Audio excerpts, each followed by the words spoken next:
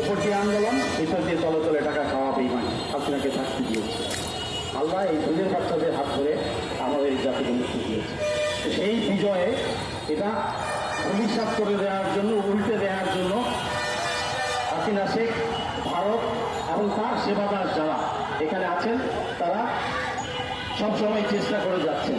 এবং আপনারা দেখেছেন প্রথম 6 মাস কিন্তু অতটা করেনি, টুকটাক আন্দোলন করেছে, গণ্ডগোল করেছে। কিন্তু এখন এই 1 বছর পার হয়ে গেছে, প্রতিটা দপ্তরে যান, ওর লেসপেন্সাররা বসে আছে, আপনাকে ভদ্রতার খাতিরে চা পান খাওয়াবে বা আর কফি খাওয়াবে আসুকে, তো ওর কাজটাই করছে, হাসিনা থেকে তার সাত করছে।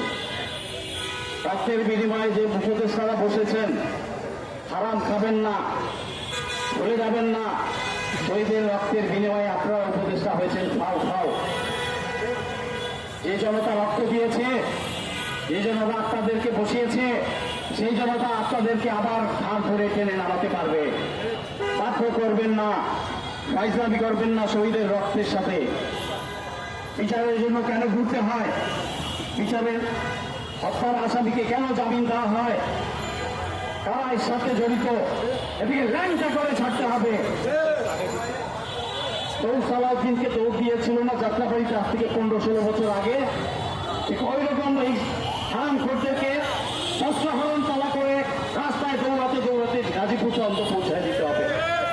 বেঁচে থাকলে থাকবে, তাহলে মরে যাবে। মব জাস্টিস, মব জাস্টিস আবার কি?